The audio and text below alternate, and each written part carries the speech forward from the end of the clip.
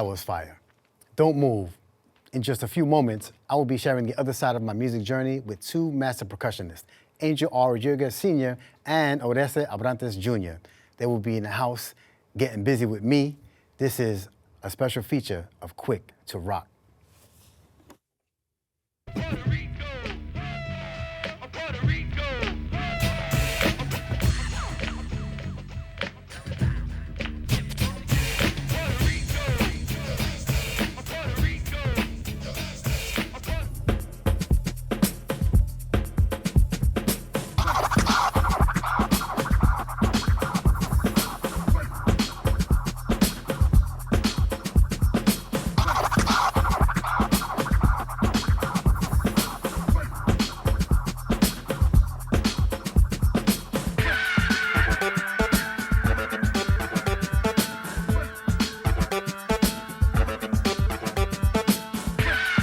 Peace. Today is a special Kwik2Rok since we'll be featuring an inside look on how I was inspired to pick up dancing, DJing, along with playing bongo and congas at a young age.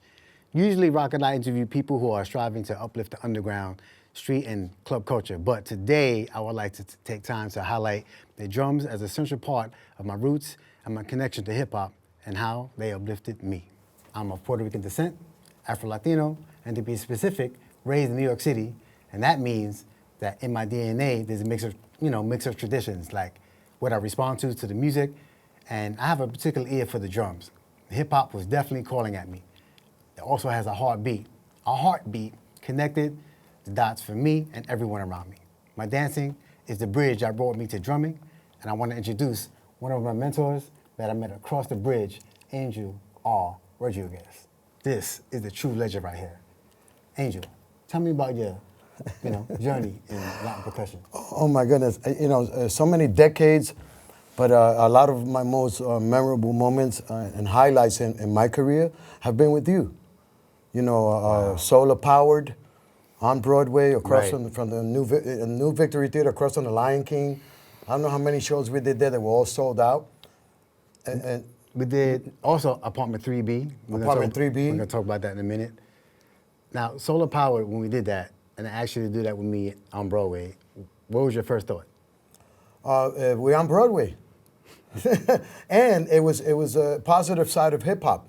And it was, at the end we had Q&As with parents that were bringing their children, not only brown and black people, but there were some white people coming in from Long Island saying, well, we want to see the positive side of hip hop. Right. And that's what you and Roca did. You put a light on that side of this is a beautiful thing. And it's not going away, folks, that kind of stuff. No, and we were definitely Kwik2Rok on that stage. Yes, we were. We were. I remember, I believe we met at the Point, right?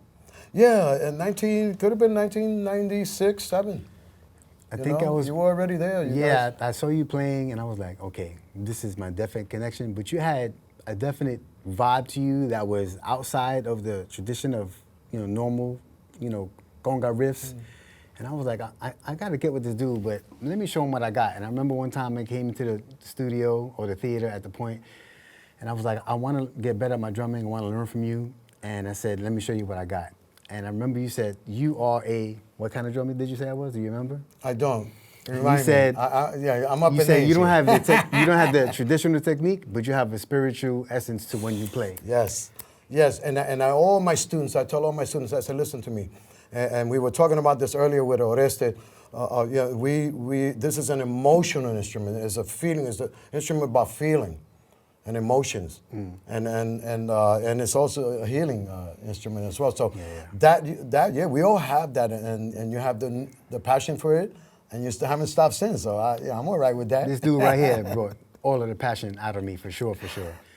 And we connected because you were like, all right, play your hip hop rhythms, and little by little I teach you traditional, the traditional rhythms, and I was like, all right, and you were patient with me. You were like, no, that's not how it goes. It goes like this.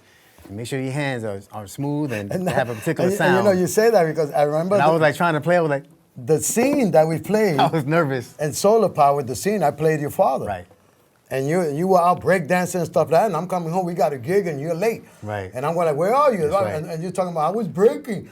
Breaking? What are you breaking out? Windows or something? I'm like. He played my dad. He had a good time playing my father. I'm telling you, man. But at the end, it's important, folks, that we ended up hugging and kissing, and me as a father and a parent understanding what hip hop meant and how it was affecting the family, and you going out breakdancing and stuff like that. And you are.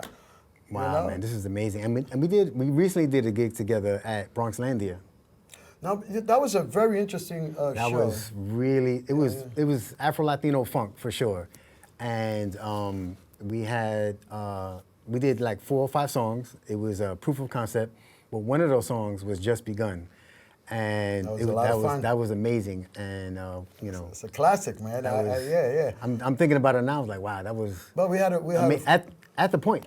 The whole thing about being at Hunts Point. Being at Hunts Point, yeah. And being on that bridge where Bronxlandia is housed now. It used to be a train station in the early 1900s, and it belonged to Amtrak, but they had been abandoned for years and then became stores. But now it's a nice space for hip hop artists to come through. Major Ricarda and just a big hand in that, of course. But coming together with the group, it was a live group. It was guitar, it was bass, it was drums, it was percussion. 2 horns. You know, it was full. And Rockefeller singing her butt off. Yes. Oh my gosh, yes. Sounded amazing. Yes. So that was quite an experience for me. Being back home after living 10 years in Miami and coming back home and seeing all the changes and all the beautiful things that are happening. Coming back to the goodness. Well, the Bronx is my home, man. I ain't going nowhere. Look, let's take a look at this clip of Angel and I rocking out. Oh, wow. Wait, let me see.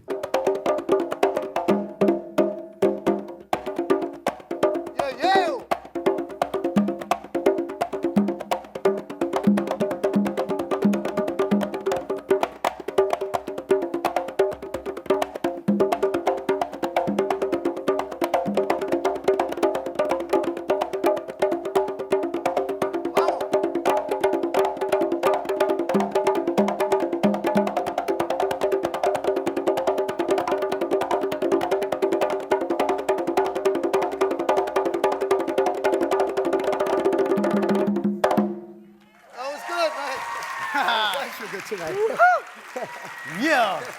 I'm really proud of you. Pop, check out this Bobby, riff we right got to here. get out of here because we only got Check a this couple out. of minutes before we get to the gig and the show starts at 8 o'clock. So, Watch. son, we got to go. We got a couple of minutes. Chill, bro. Watch this. Look. Don't call me bro, okay? I'm not your bro, I'm your dad. I'll see you outside. Me va a volver loco, coño. Yo, the synergy we have, that's amazing. That was amazing. That was so Listen, beautiful, brother. What is your connection to hip hop? When I was growing up, it was prevalent in the parks in the streets of New York City because that's where it started. Just like the drum. My first school was the parks and the streets of New York City. So there's these speakers and there's these DJs, but I was pulled more towards the drum. But I was there in the beginning. With all the founders of hip hop, they were all around us, and hip hop was first a music of protest. It was a music of positive attitudes. And you keep on doing it after all these years. You and Roca keep that positive side of hip hop because we already know that, gangster rap was injected and all this stuff was injected and a lot of negative stuff. But we keep away from that and we keep it positive. Why? Because it comes from the roots. It comes from the streets. It comes from us. It comes from protest. It comes from power that we have. And here we are 50 years later, hip hop anniversary. So hip hop to me is important. And then the funny part about it was that you guys were sampling my records. Right. My vinyls, my kids, all of y'all. Yo, can I borrow this record, bro? No. You got to do it right here. I'm not going to scratch on it. I'm just going to sample it. Exactly. But that's the difference between hip hop culture and hip hop culture. Hip hop culture, that's for people who want to consume hip hop. But that kind of hip hop will end up consuming you because it doesn't come from the people per se. Okay. Now, coming from the people, you're talking about you started playing congas in the streets and then you worked your way to gigs. What are some of your most memorable gigs? Highlights in my life was being one of them was being a percussionist at the Apollo Theater on Wednesday nights with the great Ralph Cooper.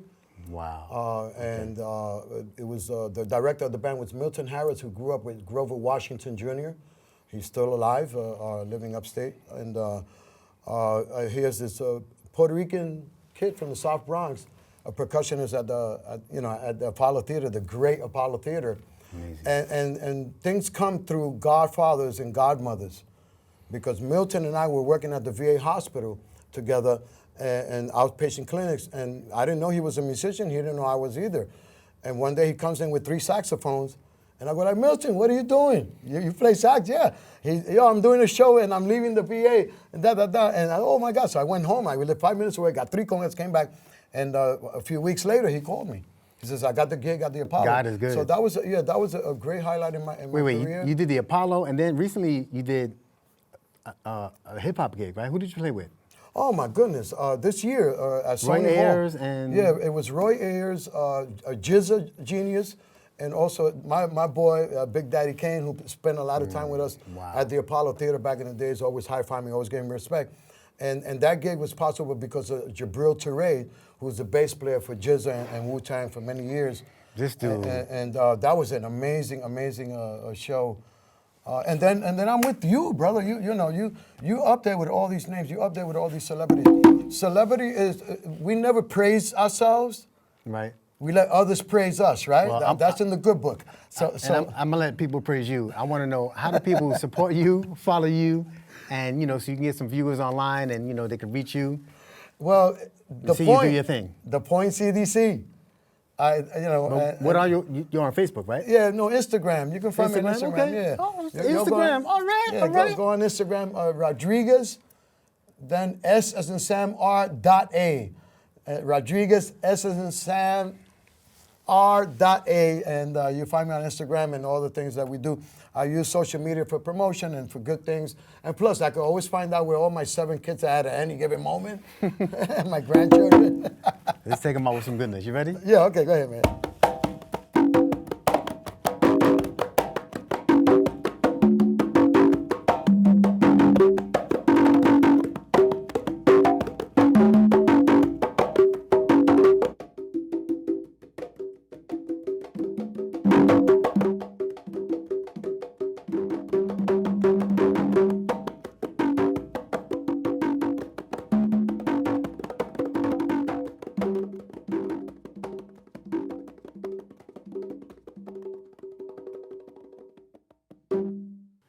We are back, and it only gets better. Now we are in the presence of another master percussionist, my drum cousin, who also helps me get my drumming on point, Oreste Abrantes Jr. What up, cousin? What's up, man? Good to see you, man. Thank you so much for having me here, man. Thank you for coming. Definitely, man. Definitely. So I'm trying to figure out when we met on this drum journey. Listen. I believe it was at the point, right? Yes. I believe so as well. Because listen, I'm kind of bad with that. But I believe it was like at least a good 10 years ago, we ended up clashing along on some event. You're 35 now. Yes. I'm 55. 20 years apart. I think I met you when I was like 35 years old, maybe even 30. No way, really? Yeah. If you met me at 35, I was already here just doing music everywhere. Yeah, it had to be at the point. Yeah, And I but know at when the point, every definitely. time I meet my drum cousins, it's when they're doing the gig. I'm like, oh, and something about the way you were playing, I was like, oh, this is where I can learn, like, to be really focused and like disciplined. Yeah, I appreciate it, man. Because I saw a lot of discipline in your drumming. Right. And it's funny because when we drum together, it's about me learning the roots of what this is really about. Right. This is pretty amazing. Right. You know what I mean? And I appreciate you for trusting in me and giving you that of what I know, with the drumming and everything and my experience and being able to hand that to you, which, by the way, such a person, dancer, DJ, musician, artist, I mean, because I've seen, don't get me wrong, it's not just you and me, I've seen you many times and performing in places that you'd be like, nah, I don't think you could do it. And then you come out, you just, no problem. Boom, come right in. DJ anywhere, you could do it in any venue. Most recently, when we worked in Jacob's Pillow. Right. Right, like right there, I was like there. Like I was really like With acknowledging Maria what you was Torres. doing. Yeah, Maria Torres Right. at Jacob's Pillow. It's a nice, beautiful place for dancers, musicians, rappers, hip hop. And incidentally, she was teaching the Latin hustle. Right. And she right. says, I want you to play the traditional music that we used to get down to. Yeah, man, We're right talking there. about salsa orchestra. Right. Joints that have a lot of Latin percussion in it. Yep. And that was really fun, and Yeah. we connected up there. And I'm Yeah. like, hey, I didn't see you for like 2 years. I'm like, hey, where you been? And Right call there, you, we connected, definitely. I gotta get with these lessons. Yep. And when I came to you, you're like, oh, you have your own sound. Similar to Angel. Angel said you have your own sound in the spiritual, and I appreciate that. But you were like, okay, so what is it you want to do? I was like, I want to get instilled in the form. You know what I mean? Like with the Right, slaps. with the Look, that slaps, slap yeah. was whack right there, right? So, There you go, there you go. right? A lot better, yeah. So you were telling me, oh, okay, we got to make sure your slaps are good, and we got to bring you up to par because I want my drumming to be as close to my dancing as possible. Right. With technique and form. So Right, thank you right. for, being on that journey with me. Of man, course, 'cause man, it of course. means Thank a you for lot. having me, man. Yeah, man. For So, sure. what are some of your most memorable gigs? Man, there's No, wait, hold up. Before I even say that, Grammy nominated. Yeah. God. You could definitely say that 2 times, actually. Two times. Yeah, Oh, yeah. 2 times. I gotta Recently, leave. yeah, I gotta go. I got All right, one. guys, this interview is over. No. Oh man! Of course, the goal is to get the Grammy, but I mean, and being nominated is like literally right next to it. It's like right there. It's like getting it. And I got nominated once with the big band, Bobby Sanabria Big Band in Latin Jazz Bobby Sanabria. for Best Latin Jazz Album, right, in Wow. 2019. Okay. And both albums, which I'm gonna say the second one in a second, but the first album we did in Dizzy's Coca-Cola Club on 59th on Columbus Circle. Okay. Right? And again in 2022, last year, we did it again, the same thing, live performance, full band, everything, vocals, everything, the whole 9. We recorded it and just got nominated like last week for another Grammy. So hopefully this year we will get one, but let's see. Wow. God is up there. He knows what he's doing. You know? So it's an honor to be taught by people like Angel Rodriguez, Yes, Angel, yourself, and you definitely put me to the test when we teach. Not when we teach. Well, actually, when I'm doing my drumming, you tell me, you're like, oh, I wouldn't have approached it like that. That's kind of cool. Let's work on that. Right, because even though you're learning from me, right? Even the same thing when I teach daycare students or anything like that, I learn from them as well. I learn from you too. You could do something, I'm like, wait, I ain't see that before. Hold on, do that again, or do that slap again, or do that rhythm again. Let me jump on top of that. Right, you know? and there's a definite freedom in that, but Right. let's not get it twisted. I'm definitely there to learn from you. And as a matter of fact, let's take a look at this clip right here Of course. of you teaching I want to see that. me.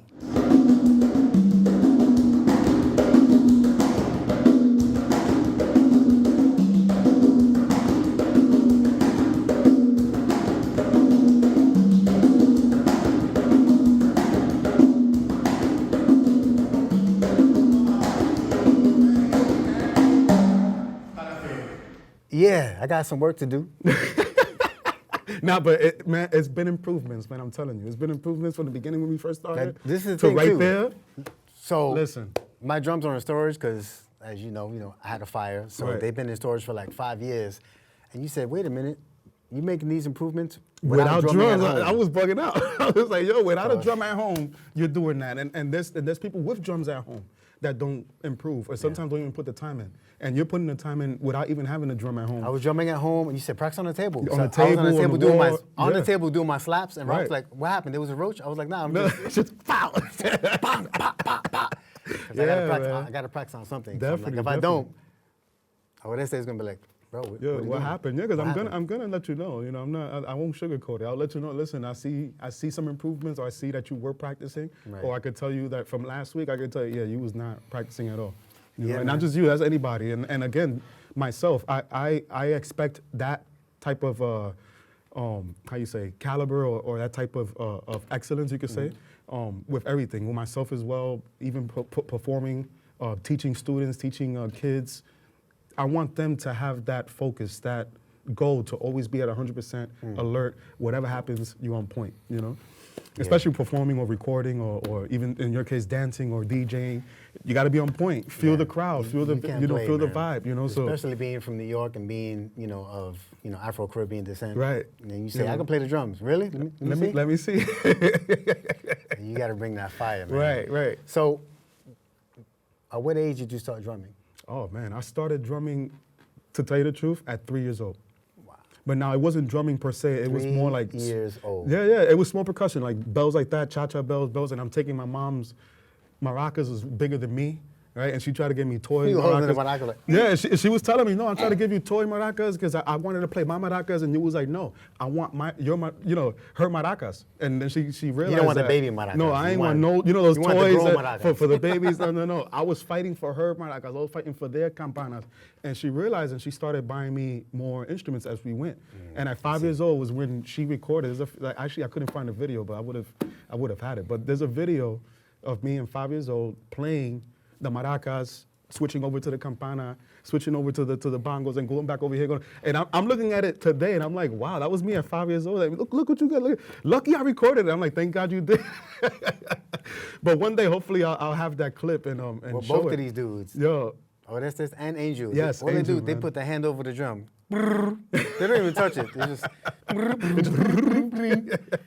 I'm like, I want to get like that one day, man. When I man. grow up, I want to be like you guys, man. So you guys are definitely part of my journey, and there's lineage here. So, you have Angel, who is 70, wow, 55, 70. God bless you, man. God bless you. 35. You're talking about 3 generations. 3 generations, yeah. 3 In generations. New York City, man, and we here. Yeah. All that mess that, we weren't here when hip hop, came about, that's not true, man. Definitely, and it's man. all in the music. So Right. how can the people get in touch with you? How can they follow you? Instagram, mainly in social Facebook? media. Mainly in social media, I have Instagram, Kid2Rok, Kiddore. Okay. Or even on Facebook as well, the same thing. And on YouTube as well, I have a channel that I put videos up, my performances, etc. And I just put recently a website of my own that states when I'm performing, any shows, my bio, pictures, any videos that's come up and stuff like that, and I'll post little by little. That's called Kidore.net. So if you want to check that out. Kidore.net. Yeah, Kidore with double D. The Kid. Yeah, the Kid. Yeah. I got that name just real quick since we're talking about the Kid, right?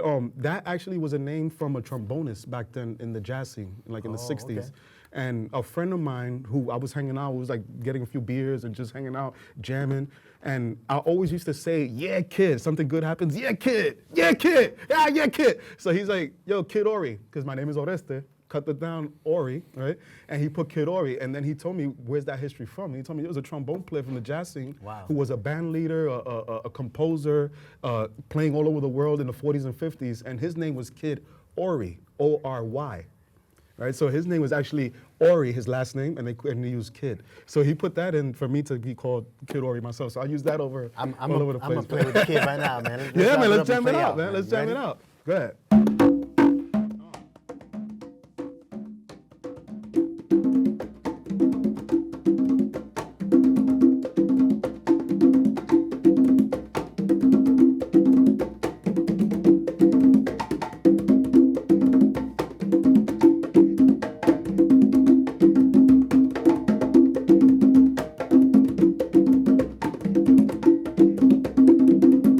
I can't wait for this section right here. We're about to get down with the get down. 3 generations, boom, bang, and bing. We're gonna give it That's to right. you. We're This is gonna- 3 generations getting we're gonna down. rock it up. And we're gonna light it on fire. Take a listen to this jam session right now. Let's go.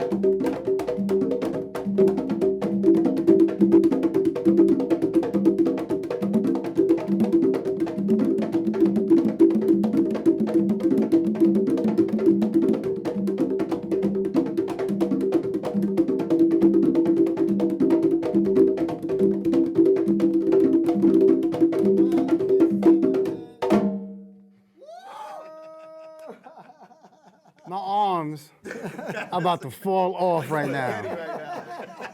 Like this. If anybody got arms for sale, buy me 2 more. He needs a new pair. Yo, I love you guys. Yeah, love you too, Back man. at you. Yeah. Stick around. Behind the Groove is coming up next. Kwik2Rok, baby. Yeah.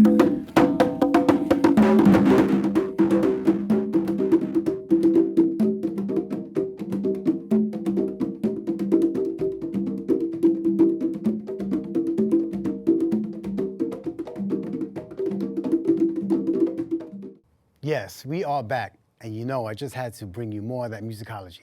Behind the Groove is not only a monthly dance party that we've been hosting since 2009 in response to our diluting of New York City and dance club culture, but it's also a section in this show where I do a fast, deep dive to unpack some of the sounds you love to dance and listen to. So this is what I have for you today. Latinos have always been a part of hip hop. Matter of fact, my man Tito Puente played on a joint called Sugar Hill Groove. Check this out.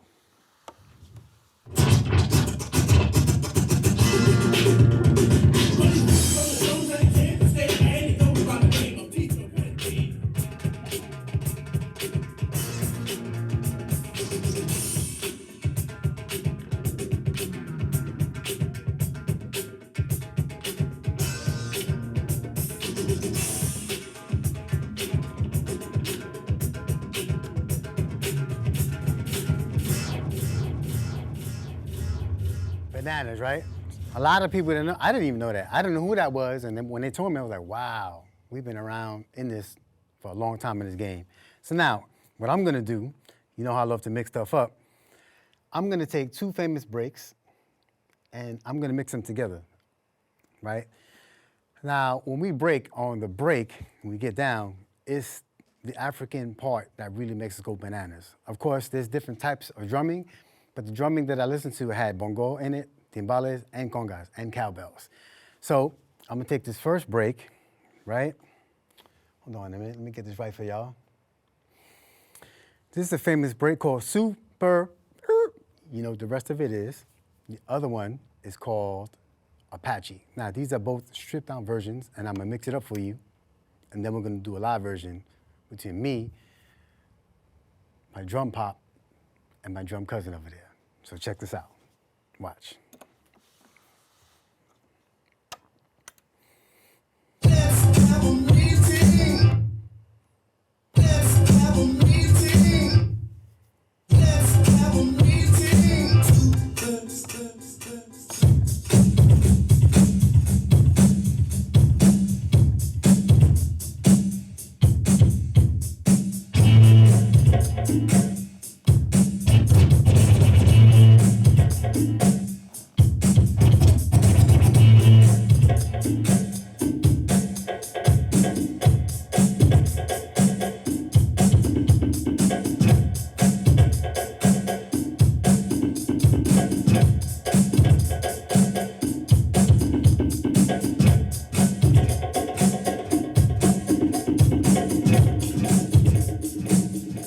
Now, I'm gonna let this keep on looping.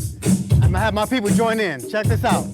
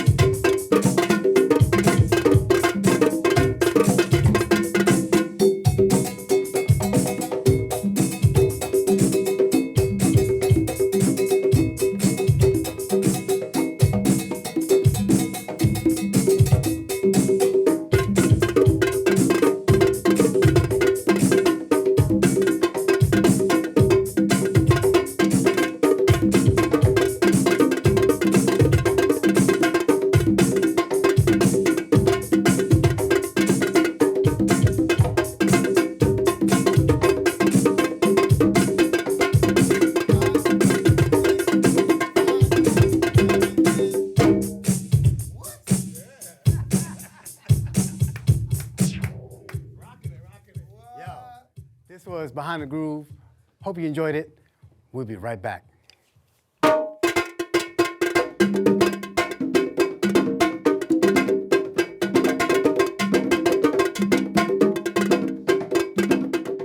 The beat goes on, but this special is over. And on behalf of Rockefeller and myself, we want to thank these legends for blessing us today, but also for the traditions that they carry out here, regardless whether the camera is rolling or not. Thank you, Angel Rodriguez and Oreste Abrantes Jr. And we got to keep on thanking CRNY and BronxNet for helping us get these artists' life stories out there. Check us out on YouTube, Instagram, and find out who is coming through for the next episode of Kwik2Rok. In the meantime, stay creative, connected to the underground. See you next time on Kwik2Rok.